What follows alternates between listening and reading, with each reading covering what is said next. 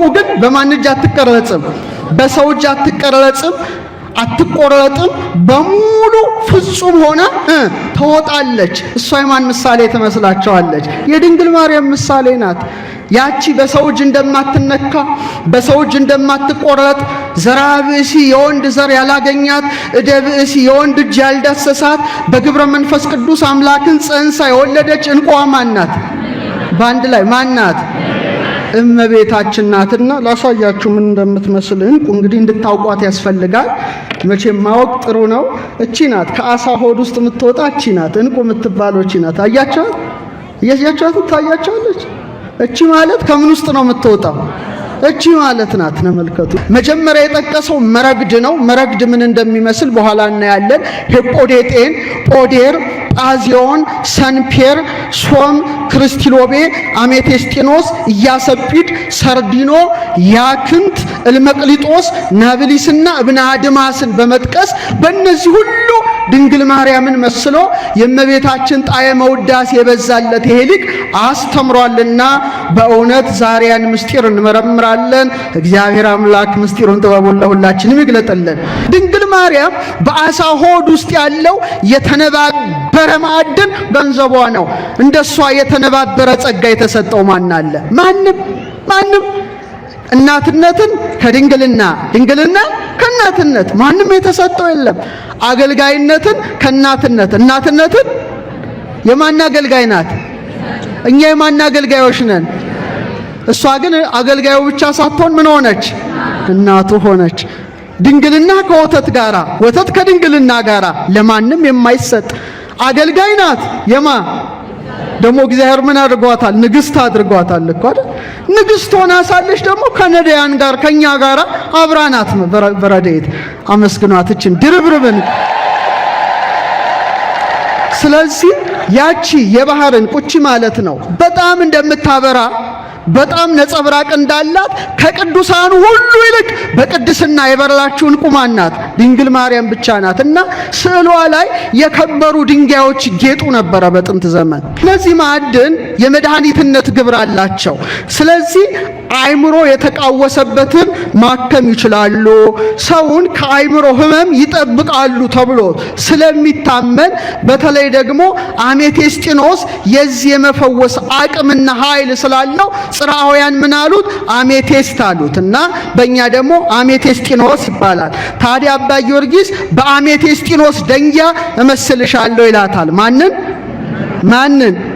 ያ ከግራ መጋባት የተለየ እንደሆነ አሜቴስጢኖስ ንጹሕ ልብን ይወክላል፣ ርቱ የሆነ እሳቤን ይወክላል፣ የውስጥ መረጋጋትን ይወክላል፣ ከሙስና ነፃ መሆንን ይወክላል። እነዚህ ሁሉ ግብራት በማን ላይ ይንጸባረቃሉ? በእመቤታችን ላይ ይንጸባረቃሉ። አሜቴስጢኖስ እንዴት እንደሚፈጠር ትንሽ ልንገራችሁና ከድንግል ማርያም ሕይወት ጋር ያለውን ትስስር ባጭሩ ላስቀምጥ። ታያቸዋለች። እቺ ምንድናት? አሜቴስጢኖስ ናት። ቀለሟ ምንድናት? ሐምራዊ ናት። በጣም የሚገርመው ድንግል ማርያም በቤተ መቅደስ ሳለች በተለይ ዘጸአት 26:1 ከተፈተለ ከጥሩ በፍታ ከሰማያዊ ከሐምራዊ ከቀይም ግምጃ የተሰሩ 10 መጋረጃዎች ያሉበትን ማደሪያ ስራ ይለዋል እግዚአብሔር ለሙሴ። እሷ ሐምራዊ የሆነ የእግዚአብሔርን ቤት መጋረጃ ምን ትል ነበረ? ትፈትል ነበረ በዕንቁ ባህሪ እንዝርት። ለዚህ ነው ሐምራዊ የሆነ ቀለም ከስሯ ስር ይቀመጣል። ይሰማችሁ ነው። ወንዘ ትፈትል ወርቀ ወሜላተ ሐርና ወርቅን አስማምታ ሐምራዊ መጋረጃን ለቤተ መቅደስ የፈተለች ሐምራዊዋ አሜቴስጢኖሳችን ድንግል ማርያም ናት። ክብር ይግባት እናታችን። ይሄ ማለት መረግድ ማለት ይሄ ነው። ይሄ ማለት መረግድ ይባላል። እስቲ በሉት።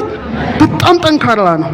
በጣም ጠንካራ ነው። መረግድ ይባላል እና ንብርብሩ ሂደት ነው፣ ፕሮሰስ ነው። በንብርብር ላይ ንብርብር፣ በንብርብር ላይ ንብርብር፣ በኋላ በጣም ጠንካራ ይሆናል። በጣም ጠንካራ ነው። ጠንካራ ስለሆነ ስም ይቀረጽበታል። ምን ይቀረጽበታል? በቃ ስምን ለመሸከም ምን ሆኗል? ብቁ ሆኗል።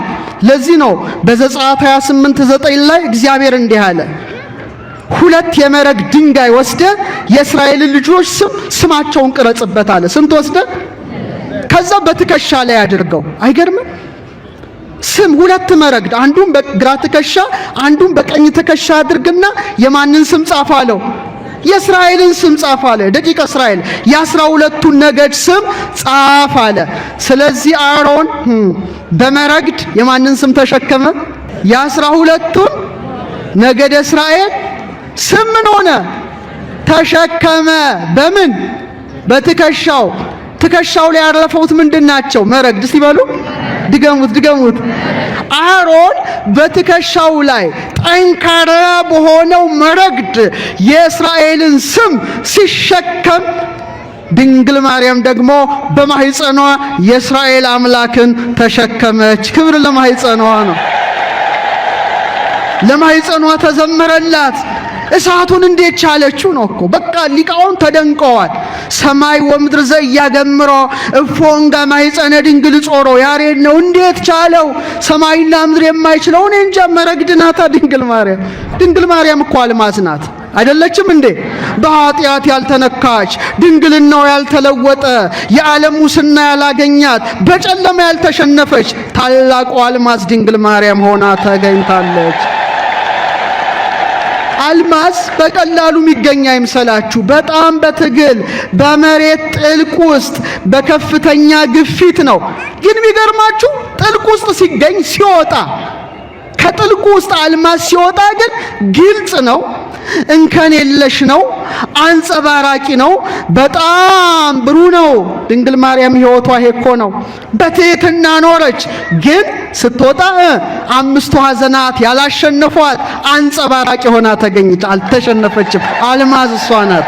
አልማዝ እሷ ናት።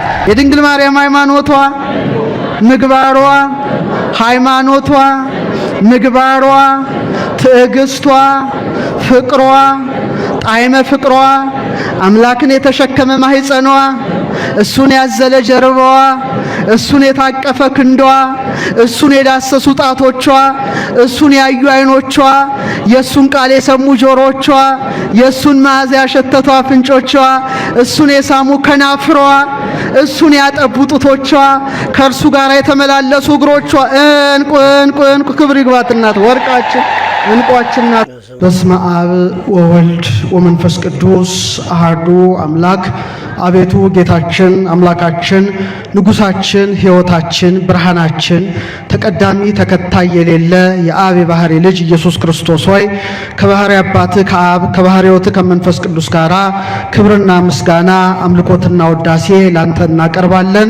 የተከበሩ አባታችን ጸባቴ ቆሞስ አባ ወልደ ማርያም እዚህ ታላቅ ቤተ ክርስቲያን ዋና አስተዳዳሪ፣ ክቡራን በአውደ ምሕረቱ ላይ ያላችሁ ሊቃውንተ ቤተ ክርስቲያን መምህራን፣ የተወደዳችሁ የተከበራችሁ የክርስቶስ ቤተሰቦች ሁላችሁም አንድ አምላክ በሚሆን በአብ በወልድ በመንፈስ ቅዱስ ስም እንደምን ቆያችሁ? እንደምን አረፈዳችሁ? እንደምን ሰነበታችሁ? ልዑል እግዚአብሔር ሁላችንን በሕይወትና በሰላም ጠብቆ ለዚች የተቀደሰች ዕለት አድርሶናልና የአባቶቻችን አምላክ ልዑል እግዚአብሔር ስሙ የተመሰገነ ይሁን። እንደ እግዚአብሔር ቸርነት እንደ እግዚአብሔር ቅዱስ ፈቃድ ባለን ጥቂት ደቂቃ የምንማማረው የማቴዎስ ወንጌል ምዕራፍ 13 ከቁጥር 45 ጀምሮ ያለውን ኃይለ ቃል ይሆናል። የምስጢር ባለቤት እግዚአብሔር አምላካችን ምስጢሩን ጥበቡን ለሁላችን ይግለጥልን። ምን ይላል? መንግሥተ ሰማያት መልካምን ዕንቁ የሚሻ ነጋዴን ትመስላለች። ዋጋውም እጅግ የበዛ አንዲት ዕንቁ ባገኘ ጊዜ ሄዶ ያለውን ሁሉ ሸጠና ገዛት ይላል። ስለ ቃሉ የአምላካችን ስም የተመሰገነ ይሁን። እንግዲህ በጣም የከበረች አንዲት ዕንቁ አገኘ። ስለዚህ ያችን ዕንቁ የራሱ ማድረግ ስለፈለገ ሌላውን ሁሉ ሸጠና ዕንቁዋን ምን አደረጋት? ገዛት ይላል። ይህን ትምህርት የመረጥኩበት ምክንያት ጥር 21 ከ3 ቀናት በፊት የእናታችን የቅድስተ ቅዱሳን የድንግል ማርያም በዓለ ዕረፍቷ በመሆኑ ከዚህ ምስጢር ጋር አያይዘን ነው የምንማረው። እግዚአብሔር አምላካችን፣ እግዚአብሔር ንጉሳችን፣ እግዚአብሔር ብርሃናችን ምስጢሩን ጥበቡን ትገልጥልን ዘንድ ቅዱስ ፈቃድ ይሁንልን። ብዙዎቻችሁ ብር ታውቁ ይሆናል። ብዙዎቻችሁ ወርቅ ታውቁ ይሆናል። ጥቂቶች ደግሞ ዕንቁ ታውቁ ይሆናል። በጣም ብዙ የከበሩ ድንጋዮች አሉ። በተለይ ቅድስተ ቅዱሳን ድንግል ማርያም የምትመሰልባቸው ዕንቁዎች አሉ። ጥቂቶቹን ደግሞ በትምህርትም አሁን ደግሞ በአይናችሁም እንድታዩት አደርጋለሁ። የእግዚአብሔር ሰላም ከሁላችን ጋር ይሁን። ስለ ከበሩ ድንጋዮች ወይም ስለ ዕንቁዎች ስንነጋገር እግዚአብሔር የከበሩ ድንጋዮችን የከበሩ ዕንቁዎችን ፈጥሮ በሶስት መልኩ አኑሯቸዋል። አንደኛው በኤዶም ገነት፣ ሁለተኛው በካህኑ በአሮን ልብስ ላይ፣ ሶስተኛ በኢየሩሳሌም ሰማያዊት። የከበሩ በመሆናቸው የከበሩ ነገር ክቡራን ላይ ይውላሉ። ጽሩያን ናቸው። የጠሩ በመሆናቸው የጠሩ ነገር ላይ ይውላሉ። ብሩሃን እንደሆኑ በበሩ ምስጢራት ላይ ይኖራሉና እግዚአብሔር በገነት፣ እግዚአብሔር በኢየሩሳሌም ሰማያዊት፣ እግዚአብሔር በካህናት ልብስ ላይ የከበሩ ድንጋዮች እንዲኖሩ አድርጓል። አባታችን ሄኖክ በምዕራፍ 5 ከቁጥር 23 እስከ 26 በኤዶም ገነት ስላያቸው የከበሩ ድንጋዮች እንዲህ ይላል። ወደ አዜብ ከከበረ ድንጋይ የሚልቅ ወደሚያበሩ ወደ 7 ተራሮች ሄድኩ ይላል። ወደ ስንት ተራራዎች? እንግዲህ ተነጥቆ ሞትን ሲያይ የተሰወረ ነው። መልአኩ ፈለከ ፈለካትን፣ አየራ አየራትን፣ ሙፃ ነፋሳትን፣ የመባረቅትን የነጎድጓድን ምስጢር ለሄኖክ ካሳየው በኋላ እንደገና ወስዶ ገነትን ያስጎበኘዋል። 7 ተራራዎች ሲያሳየው 7ቱ ተራራዎች በሙሉ በከበረ ድንጋይ ምን ሆኑ ናቸው? የተሸለሙ ናቸው። 3ቱ በምስራቅ፣ 3ቱ በአዜብ በኩል ናቸው። በምስራቅ በኩል ያለው አንዱ ከቅጥልጣል ዕንቁ ነው ይላል። ከምን አይነት ዕንቁ? ቅጥልጣል ማለት መረግድ ነው። በኋላ እናየዋለን። ይቀጥልና አንዱ ከባህሪ ዕንቁ ነው ይላል። እሱንም እናየዋለን። አንዱ ደምርስ ከሚባል ዕንቁ ነው። በአዜብ በኩል ያለው ደግሞ ከቀይ ዕንቁ ነው ይላል። ቀይ ዕንቁንም ጊዜ ካለን እናያለን። መካከለኛው ግን ፔካ፣ ይሄ ደግሞ ነጭ ድንጋይ ነው ከሚባል እንደተሰራ እንደ እግዚአብሔር ዙፋን እስከ ሰማይ ይደርሳል። አጎበሩ ሰንፔር ሰማያዊ ቀለም ያላት ዕንቁ ናት ከሚባል ዕንቁ ነው። በተራራ ሁሉ ላይ የሚነድ እሳትን አየው ካለ በኋላ በ7 ተራራ የሚያበራ ዕንቁ አየው ይላል። በምን ተራራ? ስለዚህ ሄኖክ 7 ተራራዎችን መልአኩ ያሳየዋል። ግማሹ ከሰንፔር፣ ግማሹ ከመረግድ፣ ግማሹ ከፔካ ከነጭ ድንጋይ የታነጸ ሆኖ የእግዚአብሔር ዙፋን ደግሞ ፔካ የተባለ ዙፋኑ በጣም ነጭ የሆነ የድንግል ማርያም ምሳሌ የሆነ የከበረ ድንጋይን ለማን ያሳየዋል? ለሄኖክ ያሳየዋል። ስለዚህ እነዚህ ነገሮች በጣም ታላላቅ እንደሆኑ መገንዘብ ያስፈልጋል። ለምሳሌ 4 ወንዞች ገነትን ተመሳቅለው ያጠጣሉ። ኤፌሶን፣ ግዮን፣ ጤግሮስ፣ ኤፍራጥስ። ዘፍጥረት 2:10 ላይ ምን ይላል? ከዚያም ለ4 ክፍል ይከፈል ነበር ይላል። የኤዶም ገነት ወንዝ የአንደኛው ወንዝ ስም ኤፌሶን ነው። እርሱም አለ ወርቅ የሚገኝበትን የኤውላጥ ምድርን ይከባል። የዚያ ምድር ወርቅ ጥሩ ነው። ከዚያም ሉልና የከበረ ድንጋይ አለ ይላል። በሌሎቹ አብነት መረግድ ይላል። ሐመልሚል ማለት መረግድ ነው። መረግድ ምን እንደሚመስል በኋላ ነግራቸዋለሁና እግዚአብሔር አምላክ የከበሩ ድንጋዮችን የት አኑሯል? በኤዶም ገነት። ሲበሉ በምን? በጣም ጥሩ። ከዛ በኋላ ለደብተራ ኦሪት አገልግሎት የመረጠው አሮንን መርጦ ለሙሴ ያዘዋል። 12 ዕንቁዎች ከፊት ከኋላ ከቀኝ ከግራ እንዲደረደሩ በተለይ 6 እየሆኑ እንዲደረደሩ ማናዘዘ? እግዚአብሔር አዘዘ።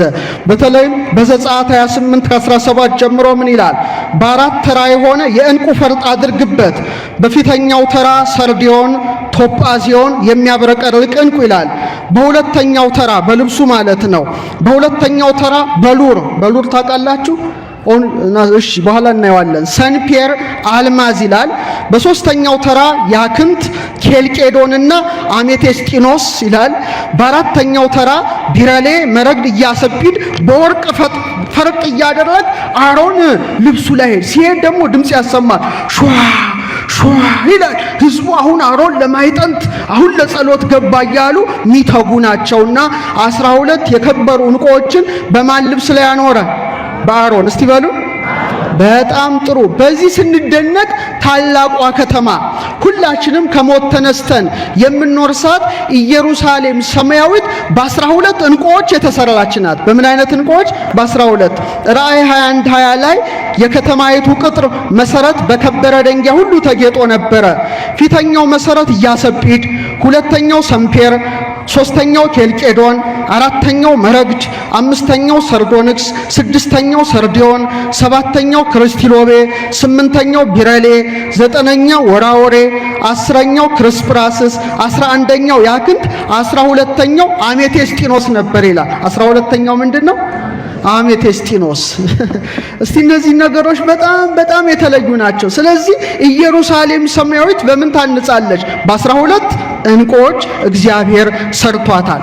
እና እግዚአብሔር የፈጠራቸው የከበሩ ድንጋዮች ብዙ ናቸው። በቁጥር ምናልባት የሳይንስ ጥናት እንደሚያመለክተው ከ200 እስከ 400 ይደርሳሉ። ከስንት እስከ ስንት? ከ200 እስከ 400። በጣም ፕሪሺየት የተባሉት በጣም ውድ የተባሉት ግን 1-4 ይጠጋሉ። ለምሳሌ አልማዝ፣ ሁለተኛው ሩቢ ታውቃላችሁ፣ ቀይ ዕንቁ ያለው መጽሐፍ ቅዱስ ሩቢ ነው፣ ሳይንስ ውስጥ ጥያሜ ነው። ሌላው ሳፋየር ወይም ሰንፔር፣ አራተኛው ኤመራልድ ወይም በሉር የሚለው ማለት ነው። ኤመራልድ ይባላል። ኤመራልድ ታውቁታላችሁ። እኔ እንግዲህ በጣም ዓለም ውስጥ ያሉትን ሁሉ የከበሩ ድንጋዮች የማየት እድል ገጥሞኛል። ቢያንስ ከ300 በላይ ባህር ማዶ አይቻለሁ። የከበሩ ድንጋዮች የተቀመጡበት በጣም ትልቅ መዘክር አለ። ይሄን ቤት ያህላል፣ ይሄን ግቢ ያህላል። በሙሉ ከ400 በላይ የማዕድናት አይነቶች ናቸውና በጣም እግዚአብሔር ግማሹ ብርሃኑ፣ ግማሹ ቅርጹ፣ ግማሹ ኃይሉ በጣም ይለያልና በጣም ስለነዚህ ምስጢራት እግዚአብሔር አምላክ እንዲገልጥልን ቅዱስ ፈቃድ ይሆነልን። ታዲያ ዛሬ የፈለኩት ምንድነው? እነዚህ ሁሉ የከበሩ ድንጋዮች እንዴት በቅድስት ድንግል ማርያም እንደሚመሰሉ ማሳየት ነው። ደራሲው አባ ሕርያቆስ ምን ይላል? ኦ ድንግል ምልዕተ ውዳሴ ምስጋናን የተመላሽ ድንግል ሆይ በመኑ በአምሳለ መኑ ናስተማስለኪ በምንና በምን እየመሰልን እናመሰግንሻለን ሲል መተርጉማን ምን አሉ?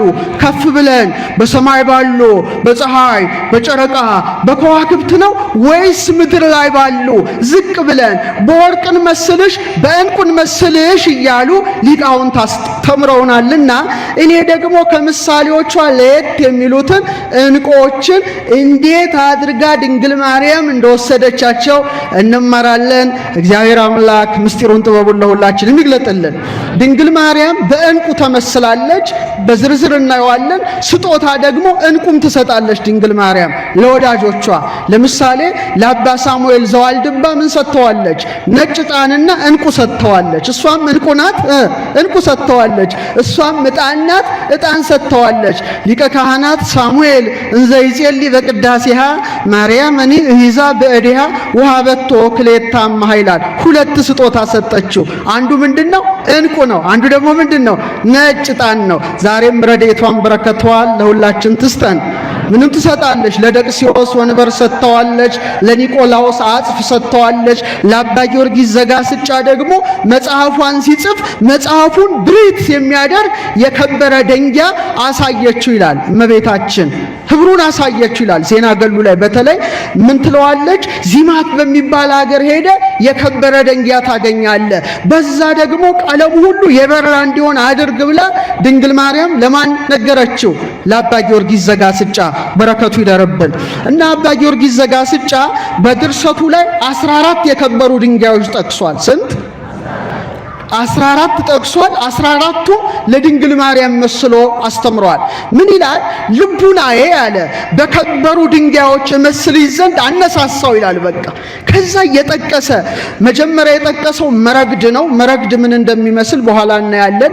ሄጶዴጤን፣ ጶዴር፣ ጳዚዮን፣ ሰንፔር፣ ሶም፣ ክርስቲሎቤ፣ አሜቴስጢኖስ፣ ኢያሰጲድ፣ ሰርዲኖ፣ ያክንት፣ እልመቅሊጦስ፣ ናብሊስና እብነ አድማስን በመጥቀስ በእነዚህ ሁሉ ድንግል ማርያምን መስሎ የእመቤታችን ጣዕመ ውዳሴ የበዛለት ይሄ ሊቅ አስተምሯልና በእውነት ዛሬያን ምስጢር እንመረምራለን። እግዚአብሔር አምላክ ምስጢሩን ጥበቡን ለሁላችንም ይግለጥልን። እኔ ከአባ ጊዮርጊስ አስቀድሜ ያሬድን ማንሳት እፈልጋለሁ። ቅዱስ ያሬድ የመጀመሪያው ታላቁ ሊቃችን ድንግል ማርያምን በነጭ ዕንቁ ነው የመሰለው። በምን አይነት ዕንቁ? በነጭ ዕንቁ። ነጭ ዕንቁ ታውቃላችሁ ምን እንደምትመስል? ዕንቁ ሲባል በመሬት ውስጥ የሚገኝ አይደለም፣ በባህር ውስጥ የሚገኝ ነው። በደንብ አስተውሉ፣ በደንብ እንዳትሳሳቱ። ፐርል ይባላል።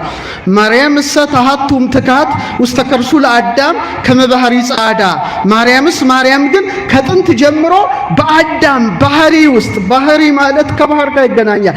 ባህሪ ውስጥ አለ እንደ ነጭ ዕንቁ ታበራለች ይላል። ምን አይነት ዕንቁ? እንደ ነጭ ዕንቁ እንዳትረሱ።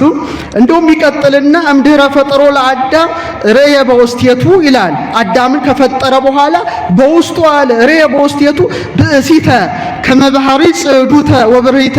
በአዳም ባህሪ ውስጥ አለ እንደ ነጭ ዕንቁ የምታበራ ሴትን አሳየ ይላል። እሷ ማን ትሆን? ድንግል ማርያም ናት። አሁን ስለ ዕንቁ አፈጣጠር ለመጀመሪያ ጊዜ እንድትሰሙ ያስፈልጋል። ዕንቁ ከየት ነው የሚገኘው? ያለውን ሁሉ ሸጦ ነው የገዛት ያችን ዕንቁ አይታችሁ ታውቃላችሁ? አሳያቸዋለሁ። አሁን እንዳጋጣሚ ይዣለሁና ዕንቁ ምን እንደሚመስል እናያለን። ዝግጁ ናችሁ? ጥሩ።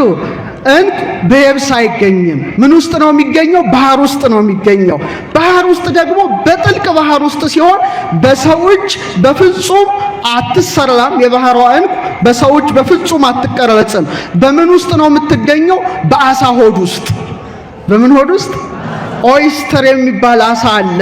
ይህ አሳ በጣም ይገርማቸዋል። በውስጡ ዕንቁን እንዲሸከም አድርጎታል። አባ ጽጌ ድንግል ምን ይለዋል? አሳ ባህርኒ ዘይጸውር ወርቀ ካለ በኋላ ይጸብት ቀላያተ ወያርግ ሐይቀ።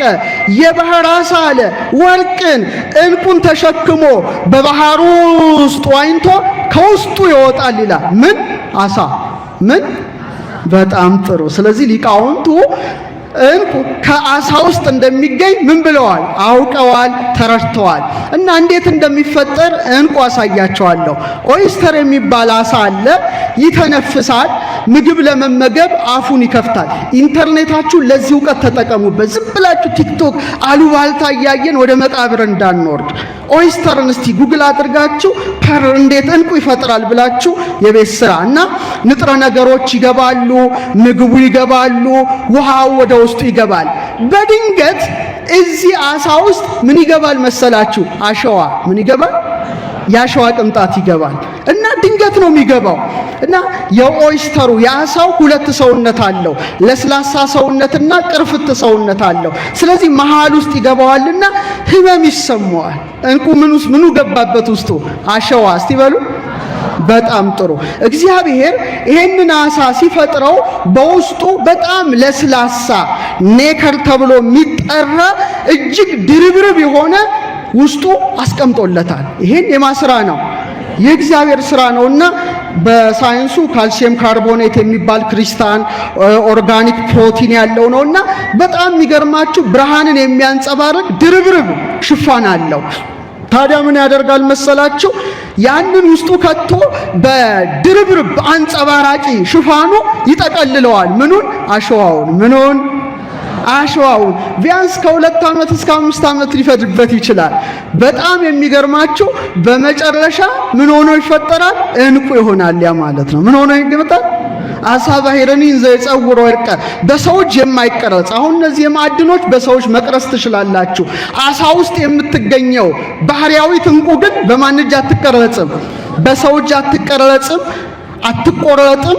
በሙሉ ፍጹም ሆና ትወጣለች። እሷ የማን ምሳሌ ትመስላችኋለች? የድንግል ማርያም ምሳሌ ናት። ያቺ በሰው እጅ እንደማትነካ፣ በሰው እጅ እንደማትቆረጥ፣ ዘራ ብእሲ የወንድ ዘር ያላገኛት፣ እደ ብእሲ የወንድ እጅ ያልዳሰሳት፣ በግብረ መንፈስ ቅዱስ አምላክን ጸንሳ የወለደች ዕንቁ ማን ናት? በአንድ ላይ ማን ናት? እመቤታችን ናትና ላሳያችሁ ምን እንደምትመስል ዕንቁ። እንግዲህ እንድታውቋት ያስፈልጋል። መቼም ማወቅ ጥሩ ነው። እቺ ናት ከአሳ ሆድ ውስጥ የምትወጣ እቺ ናት ዕንቁ የምትባለው እቺ ናት። አያችኋት? እያያችኋት ታያችኋለች። እቺ ማለት ከምን ውስጥ ነው የምትወጣው? እቺ ማለት ናት። ተመልከቱ። ይቺ አሁን ማዕድን ትቆርጡታላችሁ፣ ትተረትሩታላችሁ። በራሱ መቅረጫ አለው። ከአሳው ባህር ውስጥ የምትወጣው እቺ ዕንቁ ግን ምን አትሆንም? ምን አትሆንም? ምንም አትሆን። እንደምታዩት ነጭ ናት። ያሬድ ምን ይላታል?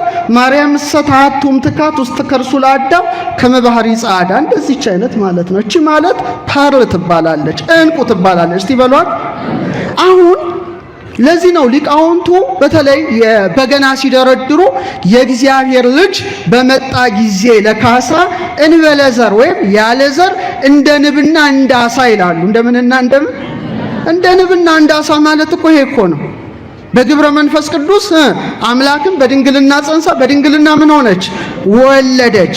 ቅዱስ ኤፍሬም ምን ይላል ሃይማኖተ አበው ላይ? እንቁ በሰደፍ ወይም በማህደር ውስጥ ካለ ስጋ ይወጣል ይላል። ከምኑ ስጋ? ከአሳው ስጋ ነው የሚወጣው።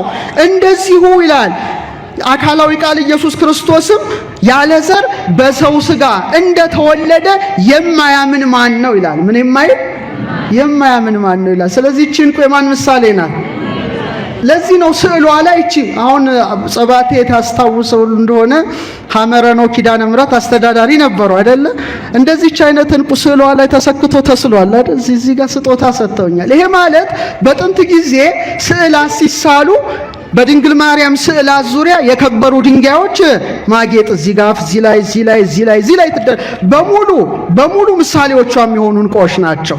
በጣም የሚገርመው አሁን እንቁ የሚጀምረው ምን ሲሆን ነው ብያቸዋለሁ። በድንገት ውስጡ ምን ሲገባ አሳ ውስጥ አረ ነገር አሸዋ ነው። በድንገት ነው የእንቁ ታሪክ ጀመረ ማለት ነው። ድንገተኛ ነው። ማንም አሳው ሳይጠብቀው ያንቁ ይገባል። በተመሳሳይ መልኩ እውነተኛውን እንቁ ባህሪ ኢየሱስ ክርስቶስን የወለደች ቅድስት ድንግልም በድንገት ነው። ወንዘ ትፈትል ወርቀ ወሜላተ አስተራያ ገብርኤል ግብተ። በድንገት ቅዱስ ገብርኤል ከእግዚአብሔር ዘንድ ተልኮ መጥቶ ጸጋን የተመላሽ ደስተኛይቱ ምን ይበልሽ ደስ ይበልሽ ብሎ ድንገተኛ ብስራት አበሰራት። ይሄ ተሰምቶ የማይታወቅ ነው።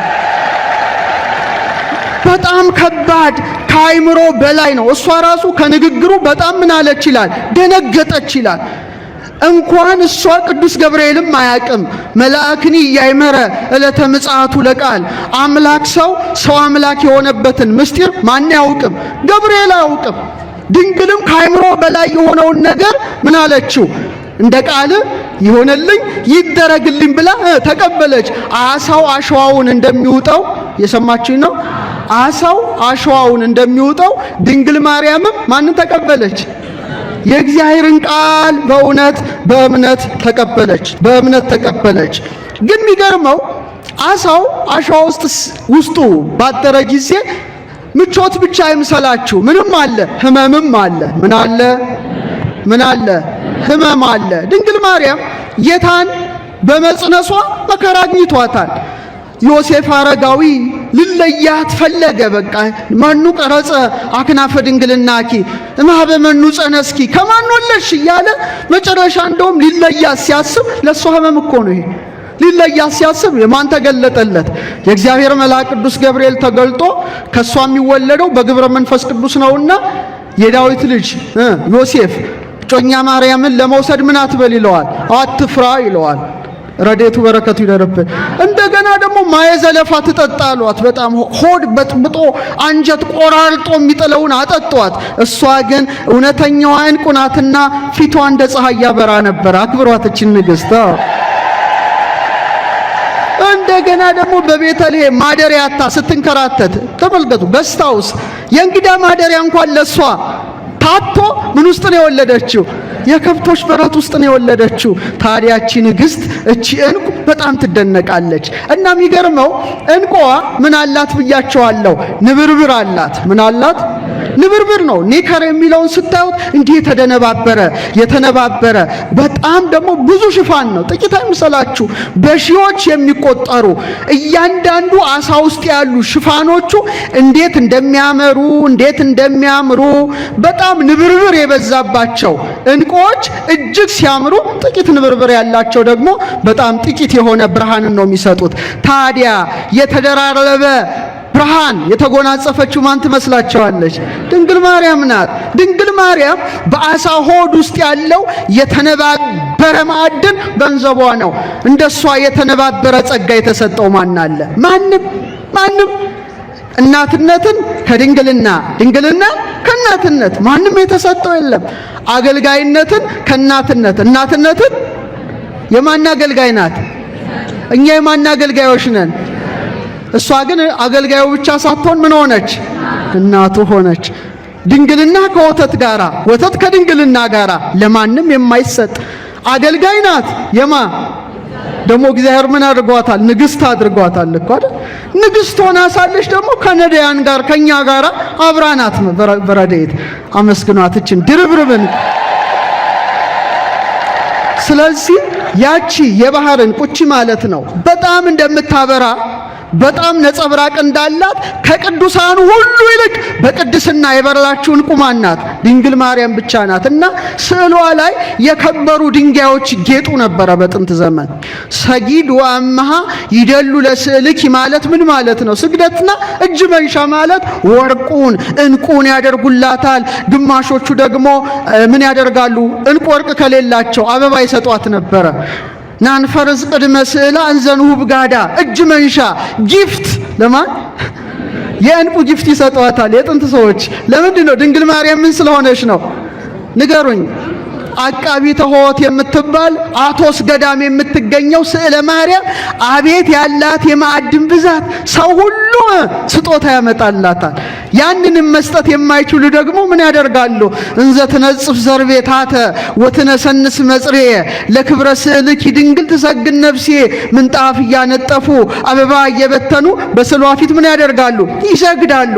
ረድኤቷ በረከቷ ይደርብን። ታዲያ ቅዱስ ያሬድ ምሳሌ ቢያጣላት ምን አለ? ማርያም ግን አለ ከጥንት ጀምሮ በአዳም ባህሪ ውስጥ እንደ ነጭ ዕንቁ ታበራለች አለ። እንደምን አይነት ዕንቁ?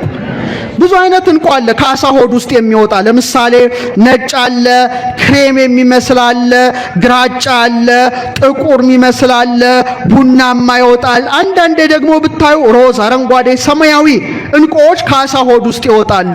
ቅዱስ ያሬድ ግን ለይቶ በምን አይነት ዕንቁ መሰላት? እንዳትወስዱብኝ እሺ። በነጭ ዕንቁ መሰላት። በምን አይነት ዕንቁ? ተመልከቱ። ያቺ ነጭ ዕንቁ በአሳ ሆድ ውስጥ እያለች በደፈረሰ ባህር ውስጥ እያለች የደፈረሰው ባህር የሷን ንጽህና ያጠፋዋል? አያጠፋውም። በተመሳሳይ መልኩ ምልአተ ኃጢአት ዓለምን ባደፈረሰበት ሰዓት ድንግል ማርያም ግን ቅንጣት ኃጢአት ሳይነካት በንጽህና በቅድስና ጸንታ እውነተኛውን ብርሃን ኢየሱስ ክርስቶስን ሰጥታ የብርሃን እናት ተባለች። እመብርሃን ሆተ ብርሃን አንቀጸ ብርሃን ተብላለች። እንግዲህ በጣም ይደንቃል። እና እቺ ዕንቁ ለዓመታት ያሬድ እንዳለው ለዓመታት በአሳ ሆድ ውስጥ ተሰውራ ትኖራለች። ድንግል ማርያም ሕይወቷ እንደዛ ነው። ግን ድንገት እቺ ተሰውራ አትቀርም። ከወጣች በኋላ ምን ትሆናለች? የነገስታት ምን ላይ? ዘውድ ላይ ትሰካለች። መጀመሪያ ምን ውስጥ ናት? አሳ ሆድ ውስጥ፣ ጸጥ ያለ አሳ ሆድ ውስጥ። ድንግል ማርያም ሕይወቷ ይሄ ነበረ እኮ የጸጥታ ሕይወት፣ የአርምሞ ሕይወት። ልክ በባህር ውስጥ ዕንቁ እንደምትኖር ከጫጫታ የተለየ ሕይወት። ድንግል ሆይ ይላል አንገታቸውን እንደሚያገዝፉ እንደ ዕብራውያን ሴቶች በዋዛ በፈዛዛ በቧልት ያደግሽ አይደለሽም። በንጽህና በቅድስና በቤተ መቅደስ ኖርሽ እንጂ ከዓለማዊ ጫጫታ የተለየች ዕንቁ ራሷን ሰውራ የአርምሞን ሕይወት የመረጠች ከሷ በቀር ማን ትገኛለች? ድንግል ሆይ የሚያታልሉ ጎልማሶች ያረጋጉሽ አይደለሽም። የሰማይ መላእክት ጎበኙሽ እንጂ እንደተነገረ ካህናት ሊቃነ ካህናት ምን አሉሽ? አመሰገኑሽ እንጂ አለች። ድንግል ማርያም የአርምሞን ሕይወት የዝምታን ሕይወት ስትመርጥ ትሑታንን ከፍ ከፍ አድርጓል እንዳለች ጊዜው ሲደርስ ደግሞ የአምላክ እናት ሆነች። ክብር ይግባት እናታችን ነው። በቃ እቺ ዕንቁ በኋላ ነገስታት ዘውድ ላይ ነው የምትቀመጠው። በዓለም ውዱ ዕንቁ ታውቃላችሁ የማን ዕንቁ እንደሆነ? ህዳር 15 2018 እንደ ጎርጎሮሳዊ ዘመን ቀመር የፈረንሳይ ንግስት ነበረችና ሜሪ አንቶኔ የሷ ዕንቁ ጨረታ ላይ ቀረበ። ምን ላይ? ጄኔቫ ስዊዘርላንድ ጨረታ ላይ ወጥቶ የሚገርማችሁ 32 ሚሊዮን ዶላር ነው የተጨረተው። ይሰማችሁ ነው? ምን ያህል የከበረ ነው። ለዚህ ነው ጌታ ያለውን ሁሉ ሸጦ ዕንቁዋን ገዛት ይላል። እሷ ማናት? አካሏን አካል ባህሪዋን ባህሪ ያደረገ መድኃኔ ዓለም ነው። ነጋዴው መድኃኔ ዓለም ነው። ዕንቁዋ ድንግል ማርያም ናት። ገንዘቡ አደረጋት፣ እናቱ አደረጋት። ከዚህ የበለጠ ምን ነገር አለ? ምን ነገር አለ? ስለዚህ ንግስታቱ በእንቁ ዘውድ እንደሚያጌጡ ድንግል ማርያም ደግሞ ልክ ነው። ይሄንን የሚመሳስሉ ከዋክብትን ምን አደረገች? ዘውድ ደፋች። ራዕይ 12 ላይ ያላነበባችሁም ቁጥር 1 ላይ ታላቅ ምልክት በሰማይ ታየ። ብእሲትን ተትለብስ ፀሐይ፣ ፀሐይን ተጎናጽፋ ጨረቃን ከእግሮቿ በታች ተጫምታ በራሶቿስ ላይ ወዲህ በርእሳኒ አክሊል ዘአሰርቱ ክሌቱ ከዋክብት እንደ ዕንቁ ፈርጥ ያሉ ልክ እንደዚህ ፈርጥ ያሉ 12 ከዋክብትን ደፍታ ድንግል ማርያም በሰማይ ታየች። እቺ ዕንቁ ክብር ይግባት ነው። ስለዚህ ከሰው ልጆች መካከል የምታምረው የምትወደደው ንጽህናን ቅድስናን አጊጣ የተገኘችው ነጯ የባህር ዕንቁ ማናት ማለት ነው? ድንግል ማርያም ናት። ሁለተኛ አሜቴስጢኖስ በሉ እስቲ። አሜቴስጢኖስ 12ኛው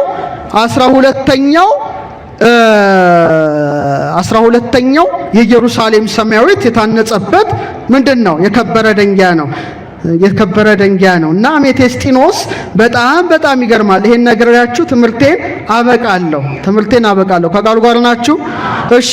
አሜቴስጢኖስ አሮን በሚለብሰው ልብስ ላይ በሶስተኛ ተራ ይላል ያክንት ኬልቄዶን አሜቴስጢኖስ አድርግበት ይላል። ሶስት ነገሮች ማለት ነው። ያክንት አለ፣ አንድ ማዕድን ነው። ኬልቄዶን አለ፣ ሶስተኛው አሜቴስጢኖስ ይባላል። አሜቴስጢኖስ የግሪክ ቃል ነው። በግሪክ አሜቴስት ማለት ምን ማለት ነው? አልሰከረም ማለት ነው። ምን ማለት ነው? እነዚህ ማዕድን የመድኃኒትነት ግብር አላቸው። ስለዚህ አይምሮ የተቃወሰበትን ማከም ይችላሉ፣ ሰውን ከአይምሮ ህመም ይጠብቃሉ ተብሎ ስለሚታመን በተለይ ደግሞ አሜቴስጢኖስ የዚህ የመፈወስ አቅምና ኃይል ስላለው ጽርዓውያን ምን አሉት? አሜቴስት አሉት እና በእኛ ደግሞ አሜቴስጢኖስ ይባላል። ታዲያ አባ ጊዮርጊስ በአሜቴስጢኖስ ደንጊያ እመስልሻለሁ ይላታል። ማንን? ያ ከግራ መጋባት የተለየ እንደሆነ አሜቴስጢኖስ ንጹህ ልብን ይወክላል፣ ርቱ የሆነ እሳቤን ይወክላል፣ የውስጥ መረጋጋትን ይወክላል፣ ከሙስና ነፃ መሆንን ይወክላል። እነዚህ ሁሉ ግብራት በማን ላይ ይንጸባረቃሉ? በእመቤታችን ላይ ይንጸባረቃሉ። አሜቴስጢኖስ እንዴት እንደሚፈጠር ትንሽ ልንገራችሁና ከድንግል ማርያም ሕይወት ጋር ያለውን ትስስር ባጭሩ ላስቀምጥ። ምናልባት ጂኦሎጂስቶች አላችሁ ታውቃላችሁ እናንተ በስፋት አሜቴስጢኖስ እንግዲህ ጂኦዲስ በሚባል ክፍት ድንጋዮች ውስጥ የሚወጣ ማዕድን ነው። በጣም ማወቅ ያለብን ትልቅ ነገር ነውና ባዶ ቦታ ከሌለ አሜቴስጢኖስ ምን አይልም? አይወጣም። እየሰማችሁ ነው? ባዶ ቦታ ከሌለ አሜቴስጢኖስ ምን አይልም? አይወጣም። ስለዚህ ምን ይፈልጋል ማለት ነው? ባዶ ስፍራ ይፈልጋል። ምን ለመውጣት ምን ለማግኘት? አሜቴስጢኖስ። እስቲ በሏቸው። እኛ ምን ወርቅ ኮፈር ነው የምናውቀው፣ ብር ነው የምናውቀው። የእመቤታችንም ሕይወት ያ ነው፣ አሜቴስጢኖሳዊ ሕይወት ነው። ምክንያቱም ልቧ ለማን የተከፈተ ይመስላችኋል? አረ ለክርስቶስ ቃል ለእግዚአብሔር የተከፈተ ነው። ንጽህናዋ፣ ታዛዥነቷ፣ ታማኝነቷ፣ ሃይማኖቷ፣ ርህራሄዋ፣ ፍቅሯ፣ ትዕግስቷ ሁሉ ለእግዚአብሔር እንደተከፈተ ምን ሆኗል? መስኮትና በር ሆኗል። አሜቴስጢኖስ በተከፈተ ቦታ ላይ እንደሚወጣ ድንግል ማርያምም እውነተኛ ዕንቋ ድንግል ማርያምም ለእግዚአብሔር ምን ሆነች? የተከፈተ ሕይወት ነበራት። ለዚህ ነው አባ ጊዮርጊስ ዘጋስጫ ምን ይላታል? አሜቴስጢኖስ የሚባል የማዕድን አይነት አንቺ ነሽ። ኢያሰጲድ፣ ሰርዲኖ ከሚባሉ ማዕድናት የተሰሩ ደንጊያ አንቺ ነሽ። አርጋኖን ላይ ነው። ይሄውም አለ አርአያ ምሳሌ ክፋት ነቀፋ ለማያገኘው የቅድስናሽ ጌጥ ነው አለ። አመስግናታችን አሜቴስጢኖሳችን። ከዛ ክፍት ቦታ ከፈለገ በኋላ በጣም የሚገርማችሁ ሞቅ ያለ በማዕድን የበለጸገ ውሃ ወደዛ ውስጥ ይፈሳል። እግዚአብሔር ስራው ድንቅ ነው። ይህን ሁሉ የሚያከናውነው እሱ ነው። ከዛ በኋላ አሜቴስጢኖስ መውጣት ይጀምራል። ምን አይነት ውሃ ይፈሳል አልኳችሁ? ለብ ያለ ሞቅ ያለ በማዕድን የበለጸገ ውሃ እዛ ድንጋይ ውስጥ ይገባል። ከዛ በኋላ አሜቴስጢኖስ መምጣት ይጀምራል። የድንግል ማርያምም ሕይወት እኮ ተመሳሳይ ነው። ከእናቷ ማኅፀን ጀምሮ ማን ጠበቃት? ሙቀተ ጸጋን የሚሰጥ እግዚአብሔር መንፈስ ቅዱስ ጠበቃት። ውእቱ ጰራቅሊጦስ ዘአቀባ ለድንግል እምከርሰማ ከመይትጌጊ ለዓለም ለዘላለም እንዳትበድል ማን ጠብቋታል? ሙቀተ ጸጋ ያልተለያት ናት። በጽንስ ጊዜስ መንፈስ ቅዱስ ይመጽእ ላዕሌኪ መንፈስ ቅዱስ ባንቺ ላይ ይመጣል ተብላ ቅዱስ ገብርኤል የነገራት እሷ ማን ናት? አሜቴስጢኖሷ ድንግል ማርያም ነበረች። ከዛ በኋላ ነው በቃ ይሄ አሜቴስጢኖስ ሰማያዊ አይደለም ሐምራዊ የሆነችው እንቋ መሰራት ትጀምራለች። ሲሰራ ግን በስውር ነው። በምንድን ነው? በስውር እሷም እንደዛ እኮ ናት። 9 ወር ከ5 ቀን በማህፀኗ ማንን ተሸከመች? ክርስቶስን። ግን ለማንም አልተናገረችም። ማርያም አለ ይሄን ነገር ሁሉ በልቧ እያሰበች ትጠብቀው ነበር።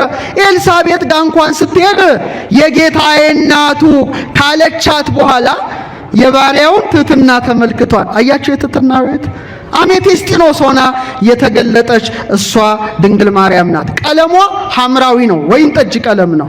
ምን አይነት ቀለም ነው? እስቲ አሜቴስጢኖስ ያየ ከናንተ ላሳያችሁ። እርግጠኞች ናችሁ? አይቅርባችሁ። ኧረ እባካችሁ። እሺ አሜቴስጢኖስ እስቲ ልፈልግ፣ ከያዝኩ ልፈልግ። ለእናንተ ስል ነው ያመጣሁት። ከሰዎች ጋር መልሳለሁ ስጪ፣ ምክንያቱም እንዳትወስዱብኝ። በጣም ታምራለች፣ በጣም ደስ ትላለች። እስቲ እየፈለኳት ነው። ትታያቸዋለች። እቺ ምንድናት? አሜቴስጢኖስ ናት። ቀለሟ ምንድናት? ሐምራዊ ናት። በጣም የሚገርመው ድንግል ማርያም በቤተ መቅደስ ሳለች በተለይ ዘጸአት 26:1 ከተፈተለ ከጥሩ በፍታ ከሰማያዊ ከሐምራዊ ከቀይም ግምጃ የተሰሩ 10 መጋረጃዎች ያሉበትን ማደሪያ ስራ ይለዋል እግዚአብሔር ለሙሴ። እሷም ሐምራዊ የሆነ የእግዚአብሔርን ቤት መጋረጃ ምን ትል ነበረ? ትፈትል ነበረ በዕንቁ ባህሪ እንዝርት። ለዚህ ነው ሐምራዊ የሆነ ቀለም ከስሯ ስር ይቀመጣል። እየሰማችሁ ነው? ወንዘ ትፈትል ወርቀ ወሜላተ ሐርና ወርቅን አስማምታ ሐምራዊ መጋረጃን ለቤተ መቅደስ የፈተለች ሐምራዊዋ አሜቴስጢኖሳችን ድንግል ማርያም ናት። ክብር ይግባት እናታችን። እና እቺ ማለት ክሪስታሏ በጨመረች ቁጥር ውበቷ ድምቀቷ እየጨመረ እየጎላ እያንጸባረቀ እንደሚሄድ እውነተኛው ብርሃን ኢየሱስ ክርስቶስ በማህፀኗ ባደረ ጊዜ ድንግል ማርያምም እንደዛው አበራች። መብርሃን ናታ፣ ብርሃን ሆነች። ወአንጸብረቀት ከመፀሐይ በጣም እና እቺ የምትገኘው በጣም የሚገርማችሁ በምድር ጫፍ ስር ውስጥ ናት። ምድር ውስጥ ግን የምድርን ነገር ሁሉ ተቋቁማ ትወጣለች። የምድርን ነገር ሁሉ ምን ብላ? የሚገርም እኮ ነው። ምድር ውስጥ ሆና ጭነቱን ፕሬዠሩን ተቋቁማ እንደምታበራ ጠንክራ እንደዚህ አብረታች የከበረች ዕንቁ እንደምትታይ በተመሳሳይ መልኩ ድንግል ማርያም አቤት በነፍስሽ ሰይፍ ያልፋል አላት። ያንን የተቋቋመች የግብፅን በረሃ የተቋቋመች 5ቱን ሐዘናት የተቋቋመች እግረ መስቀል ስር ቆማ አልቅሳ ሐዘንን የተቋቋመች ከድንግል ማርያም በቀር ማን ትኖራለች? ክብር ለአሜቴስጢኖሳችን ለድንግል ማርያም እና ይሄ የክብር ዕንቁ የንጉሳዊ ዕንቁ ይባላልና እሷም ትሁት አገልጋይ ሆና መጨረሻ ምን ሆነች? የሰማይ ንግሥት። እስቲ በሉ ድገሙት። የሰማይ ንግሥት ሆና አሜቴስጢኖስ ተባለች። እቺ ሆነች ማለት ነው። እንደዚህ አብረታ ተገኘች። እንዳትወስዱብኝ ብያቸው። እሺ አሁን ጸባቴ ማየት ይችላሉ። ለርሶ ለያዋት እንደዚህ እያዩት ግን ይመልሳል። እሺ መጨረሻ መረግድን ልንገራችሁ። በጣም አልማዝ፣ ሰንፔር፣ በሉር አራስንቱ ምሳሌዋ ነው። በጣም ብዙ ነው። እቺ መረግድን ብቻ ነግሬያችሁ አበቃለሁ። መረግድ ምናልባት ማጥናት ከፈለጋችሁ ወይ ጂኦሎጂ ውስጥ መግባት የፈለጋችሁ ካላችሁ ኦኒክስ ይባላል። ኦኒክስ ይባላል። 12 ጊዜ በመጽሐፍ ቅዱስ ላይ ተጠቅሷል። ስንት ጊዜ? አባ ጊዮርጊስ ምን ይላታል መሰላችሁ? መረግድ በሚባል ዕንቁ አመሳስዬ እጠራሻለሁ ይላታል። እጠራሻለሁ ካለ በኋላ ህብራቸው በተራራ ላይ ካለ እንደ በረድ በሚነጣ ሄጶዴጤን በጶዴር መስዬ እጠራሻለሁ፣ ይሁም ለንጽህናሽ አምሳል ነው ይላታል ወዳጇ አባ ጊዮርጊስ። እና መረግድ የተጠራው ዘፍጥረት 2:12 ላይ ነው። አማርኛው መጽሐፍ ቅዱስ በደንብ አልተረጎመውም። ምንድነው የሚለው? ከዚያ ሉልና የከበረ ድንጋይ ይገኛል ነው የሚለው። ግዕዙ ግን አስተካክሎ ሐመልሚል ይላል። ዝንጉርጉር ማለት ነው። ምን ማለት ነው? ዝንጉርጉርና በጣም ሁለገብ ነው። የመጀመሪያው ጥቁር ነው። ነጭ አለ፣ አንዳንዴ ቡናማ አለ፣ ቀይ፣ አረንጓዴ፣ ግራጫ ባሉ ቀለማት ውስጥ ስለሚመላለስ ሐመልሚል ይባላል። ህብረ ሐመልሚል ቀይ ወጻዲድ አርያ ኮሰኮስ ዘብሩር አባ ጽጌ ድንግል የሚለው ማለት ነው። እና መረግድ እንዴት እንደሚፈጠርና ድንግል ማርያምን አባ ጊዮርጊስ እንዴት እንደመሰላት ነግሬ አበቃለሁ። እና ኦኒክስ ብዙ ጊዜ ውሃ በሚፈስበት ጥልቅ ጉድጓድ ውስጥ የሚወጣ ማዕድን ነው። ምን በሚፈስበት? ውሃ በሚፈስበት በሚንቀሳቀስበት ጉድጓድ ውስጥ ጥልቅ ውስጥ የሚወጣ ነው እና ውስጥ ነው ማለት ነው። የእመቤታችንም ሕይወት ተመሳሳይ ነው። በስውር የኖረች ናት። ቅድም ነግሬያቸዋለሁ አይደለ? በከተማ ጫጫታ ውስጥ ኖረች? አረ ንገሩኝ። በሞቀ በደመቀ በእናት በአባቷ ቤት ኖረች? የለም፣ አልኖረችም። ለዚህ ነው ያዝነኒ ማርያም ዘረከበኪ ድክትምና አመቤተ መቅደስ ቦይኪ እንዘ ትጠብይ ሀሊባሃና ወያስተፌስሃኒ ካይበ ትእምርተ ልህቀትኪ በቅድስና ምስለ አብያጺሁ ከመአብ እንዘ ይሴስየኪ መና ፋኑኤል ጽየን ዘይከይድ ደመና። ድንግል ማርያም አለ ካና ከኢያቄም ቤት ወጥተሽ ከቤተሰብሽ ተለይተሽ ብቸኝነትሽ ያሳዝነኛል አለ። ያሳዝነኛል፣ በቃ ብቸኛ ናት፣ ጫጫታ ውስጥ የለችም። ግን አለ እየሰማችሁ ነው። ፋኑኤል ደግሞ እሳትን የሚጫማው ፋኑኤል ከባልንጀሮቹ መላእክት ጋር ደግሞ መናን እየመገበ በቤተ መቅደስ የማደግሽ ድንቅ ታምር ምን ይለኛል? አረ ነገሩኝ ደስ ያሰኘኛል አለች። እና ማርያም የአርምሞ ሕይወት ነበራት። የኔና የናንተ ንግስት፣ የኔና የናንተ ወርቅ፣ የኔና የናንተ እንቁ ድንግል ማርያም የአርምሞ ሕይወት። መረግድ ብቻውን በባህሩ ውስጥ በጥልቁ ውስጥ እንደሚኖር እሷን በትህትና ትኖር ነበረ። ከዛ ምን ይፈጠራል መሰላችሁ? ከዛ ደግሞ የሲሊካ የበለጸጉ ውሃዎች ምኑ ላይ መፍሰስ ይጀምራሉ? እዛ ላይ መፍሰስ ይጀምራል። መረግድ ባንዴ አይፈጠርም። ያ ውሃ መጀመሪያ ይፈስበታል። የሰማችሁ ነው ኦርቶዶክሳዊ? ውሃው ማን ነው? መንፈስ ቅዱስ። ዘፍጥረት 1:2 ላይ ወመንፈስ እግዚአብሔር ይጼልል መልዕልተ ማይ፣ የእግዚአብሔር መንፈስ በምን ላይ ሰፎ ነበረ? በውሃ ላይ የከፈለ ያዋሃደ ማን ነው? እግዚአብሔር መንፈስ ቅዱስ ነው። በቃ በኋላ መረግድ መጣ። በንብርብር ላይ ንብርብር እየሰራ በጣም ጠንካራ ሲሆን መጀመሪያ አሮን ትከሻ ላይ ነው እንዲቀመጥ የተደረገው። በጣም ከባድ ነው። ጥቁር ነው። አንዳንዱ ደግሞ ነጭ ይሆናል፣ ሐመልሚል ይሆናል። እየሰማችሁኝ ነው? መረግድ ማለት ጥቁሩ ምን እንደሚመስል ጥዬው ይሆን እንደ እኔ ነገር አልጣልኩትም። መረግድ ጥቁር ነው። መጀመሪያ ግራጫ ደግሞ ነጭ ብርሃን የሚሆንበት አለ። ያን ጊዜ ሲዋሃድ ምን ይባላል? ሐመልሚል። እስቲ በሉ ድገሙት። ይሄ ማለት መረግድ ማለት ይሄ ነው። ይሄ ማለት መረግድ ይባላል። እስቲ በሉት። በጣም ጠንካራ ነው። በጣም ጠንካራ ነው። መረግድ ይባላል። እና ንብርብሩ ሂደት ነው፣ ፕሮሰስ ነው። በንብርብር ላይ ንብርብር፣ በንብርብር ላይ ንብርብር፣ በኋላ በጣም ጠንካራ ይሆናል። በጣም ጠንካራ ነው። ጠንካራ ስለሆነ ስም ይቀረጽበታል። ምን ይቀረጽበታል? በቃ ስምን ለመሸከም ምን ሆኗል? ብቁ ሆኗል። ለዚህ ነው በዘጸአት 28:9 ላይ እግዚአብሔር እንዲህ አለ፣ ሁለት የመረግ ድንጋይ ወስደ የእስራኤል ልጆች ስማቸውን ቅረጽበት አለ። ስንት ወስደ? ከዛ በትከሻ ላይ አድርገው። አይገርምም? ስም ሁለት መረግድ፣ አንዱን በግራ ትከሻ አንዱን በቀኝ ትከሻ አድርግና የማንን ስም ጻፍ አለው? የእስራኤልን ስም ጻፍ አለ። ደቂቀ እስራኤል የ12ቱን ነገድ ስም ጻፍ አለ። ስለዚህ አሮን በመረግድ የማንን ስም ተሸከመ?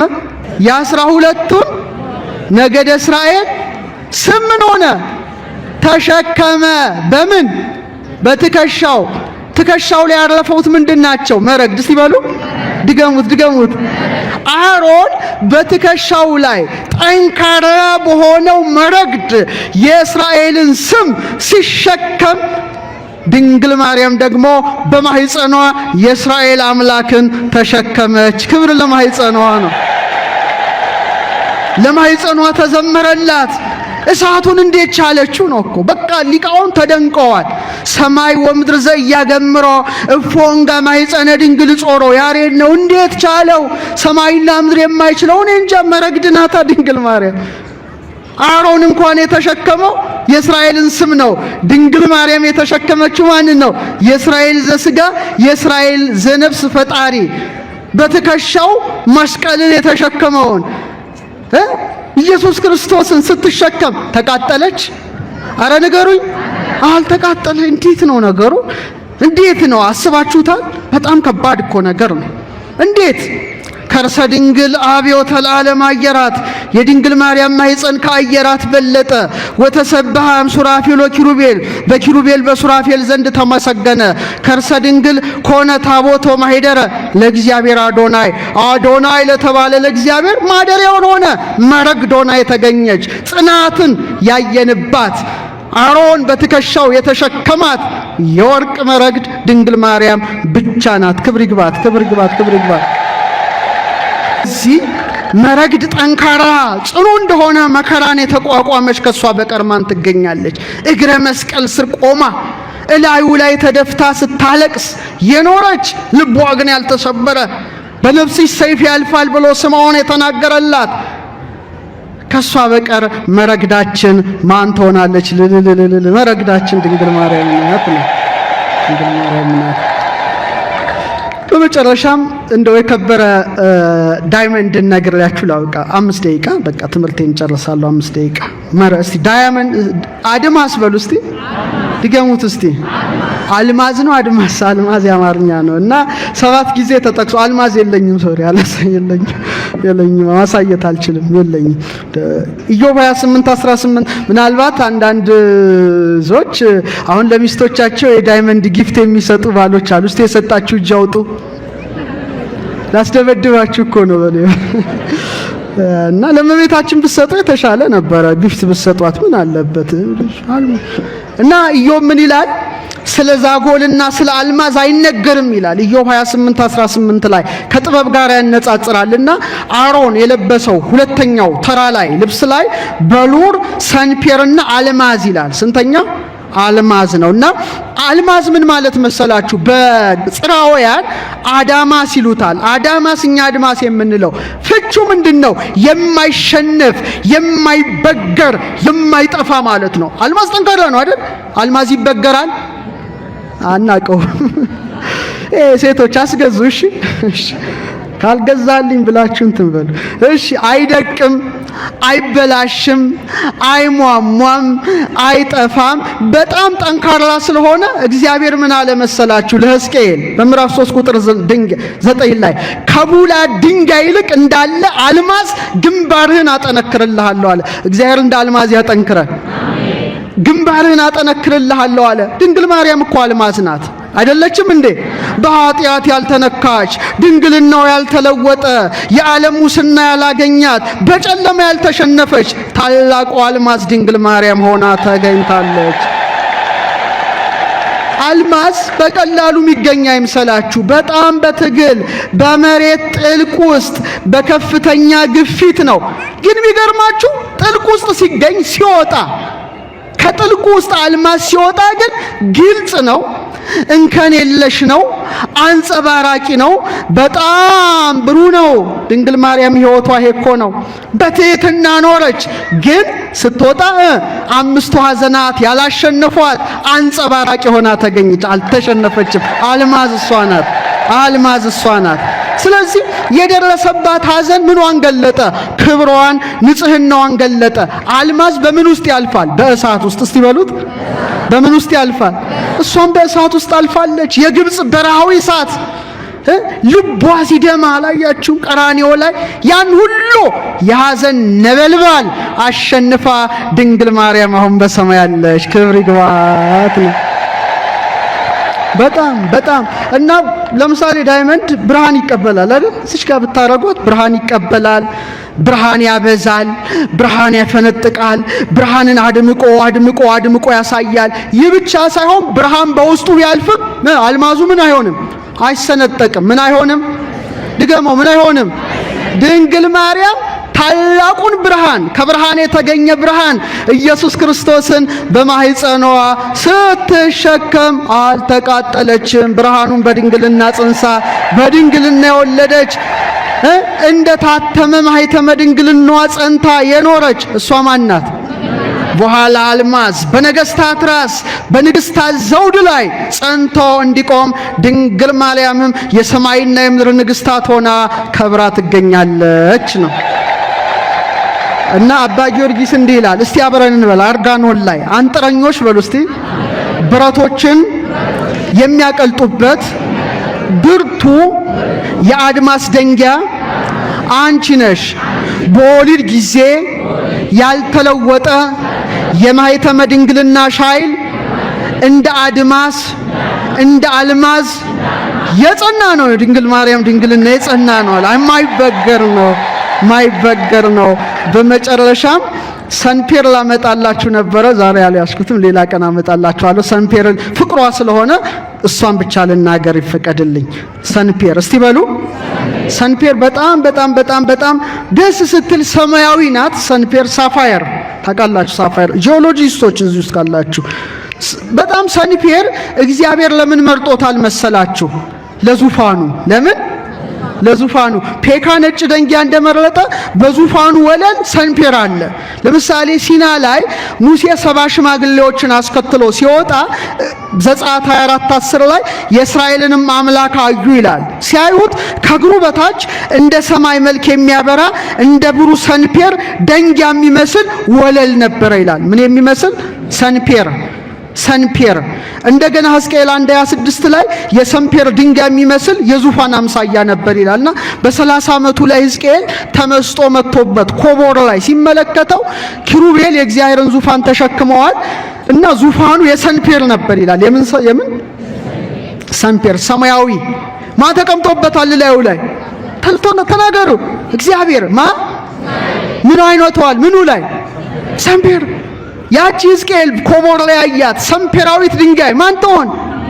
በኪሩቤል ሰረገላ ላይ የተቀመጠውን ጌታ፣ በሰንፔር ዙፋን ላይ የተቀመጠውን ጌታ 9 ወር ከ5 ቀን በማኅፀኗ በመሸከም በክንዷ በመታቀፍ በጀርባዋ በማዘል ሰንፔራዊትን ቆና የተገለጠች ከሷ በቀር ማንም የለችም። ኪሩባዊት ሰረገላ፣ ሰንፔራዊት ሰረገላ። ለዚህ ነው አንቲ ተአቢን ኪሩቤል፣ አንቺ ከኪሩቤል ትበልጫለሽ። ወትፈደፍዲም ሱራፌል፣ ከሱራፌልም ትልቂያለሽ። እስመ ሱራፌል ወኪሩቤል በሰረገላ እሳት ይጸውርዎ፣ እሳታማ ሰረገላ ሰንፔራዊ ሰረገላ በሆነው ዙፋን ኪሩቤልና ሱራፌል ይሸከሙታል። ወበምጽናቲው ዘእሳት ይጼኑ መንበሮ፣ ዙፋኑን በእሳት ምሰሶ ይደግፋሉና።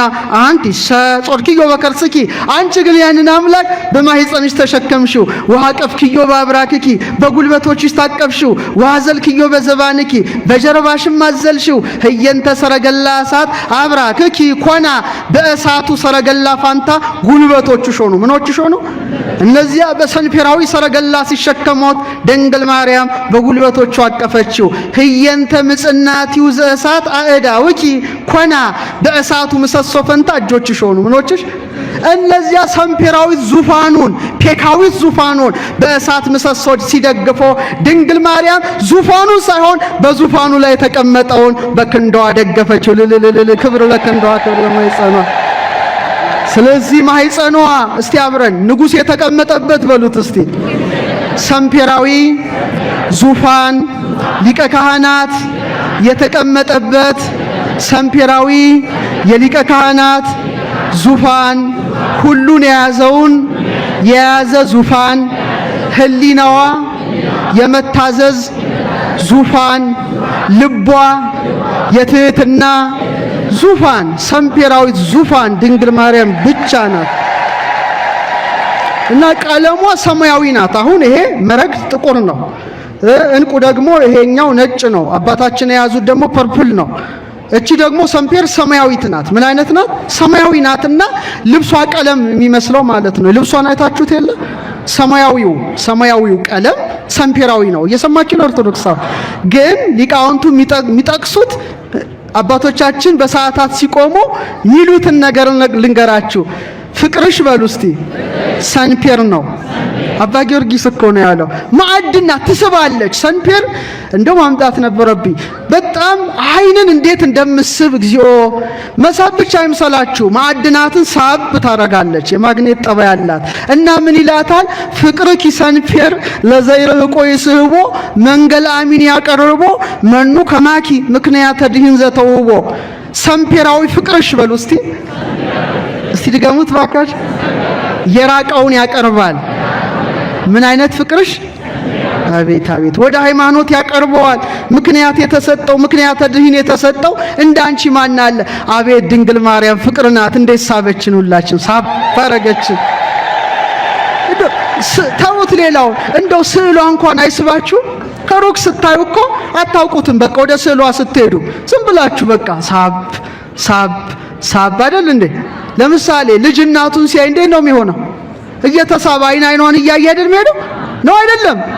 በከመት ፌሳ ሕፃን ሶበይሬ የሞ እትፌሳ አንሰ ስእለኪ በርእ ወተሳለሞ ይላል። ሕፃን እናቱን ሲያይ ሮጦ አንገቷን አቅፎ እሟ እያለ እንደሚስማት በተመሳሳይ መልኩ ስዕልሽን ሳይ እንደዛ ነኛል። እመቤታችን ፍቅር ናት። ስንቱን ሳበችው። ታው የኔ ያንተ ምንም ጥቅም የለውም። ራሱ አምላክን ሳበችው። ፍቅር አይደለ ሳበው እንዴ? አይደለም ወይ? ከስጋዋ ስጋን ከነፍሷ ነፍስን ነስቶ ሰው ሆነ፣ ወደዳት፣ መረጣት። እውነተኛዋ እንቁ ድንግል ማርያም ሰንፔራችን ናት። ክብር ይግባት እናታችን። በሉራችን ናት ድንግል ማርያም። ኤመራልዳችን እንደሱ አረንጓዴ ዕፀ ሕይወትን ያገኘንባት ድንግል ማርያም ቀይ እንቁ ናት። ሐዘን ቀራንዮ ላይ እንባን ያፈሰሰች እንደ ቀይ ድንግልናን እንደ ሰማያዊ እናትነትን ያስተባበረች እንቁ ናትና ረድኤቷ በረከቷ ይደርብን ነው እንግዲህ። እና እነዚህን ሁሉ እንቁ መስለን ብንናገር ውለን እናድራለንና ምስጋናን የተመላሽ ድንግል በምንና በምን እየመሰልን እናመሰግንሻለን። ከፍ ብለን በሰማይ ባሉ በፀሐይ በጨረቃን፣ ዝቅ ብለን በምድር ላይ ባሉ በወርቅ በእንቁ ነው ብሎ አባ ሕርያቆስ እንደተናገረ እውነተኛዋ እንቁ ድንግል ማርያም ጥር 21 ወደ ሰማያዊ ዓለም ሄዳ ድንግል ማርያም 12 ከዋክብትን ደፋች፣ ከክብር ወደ ክብር ተሸጋገረች። ሄደች ገሰገሰችና ስለዚህ መጨረሻ ላይ እናንተ እስቲ እንቁ በሉልኝ። እንቁ ሳይሆን እንቁ በሉ እስቲ። አይናቁ ብዙ ነው። እሺ እናንተ እንቁ በሉልኝ። የድንግል ማርያም ሃይማኖቷ፣ ምግባሯ፣ ሃይማኖቷ፣ ምግባሯ፣ ትዕግስቷ፣ ፍቅሯ፣ ጣዕመ ፍቅሯ፣ አምላክን የተሸከመ ማህፀኗ፣ እሱን ያዘለ ጀርባዋ፣ እሱን የታቀፈ ክንዷ፣ እሱን የዳሰሱ ጣቶቿ፣ እሱን ያዩ አይኖቿ፣ የሱን ቃል የሰሙ ጆሮቿ፣ የሱን መዓዛ ያሸተቱ አፍንጮቿ፣ እሱን የሳሙ ከናፍሯ፣ እሱን ያጠቡ ጡቶቿ፣ ከእርሱ ጋር የተመላለሱ እግሮቿ እንቁ ክብር ይግባት እናት ወርቃችን እንቋችን ናትና ረድኤቷ በረከቷ ይደርብን። ያስተማረን የመከረን የአባቶቻችን አምላክ ልዑል እግዚአብሔር ክብርና ምስጋና አምልኮትና ውዳሴ ለተቀደሰ ስሙ ይሁን እላለሁ። እኔም እንቁን ወደ ማህደሩ አስገብቼ ወደ ሰዎቹ እመልሳለሁ። እግዚአብሔር ከሁላችን ጋር ይሁን።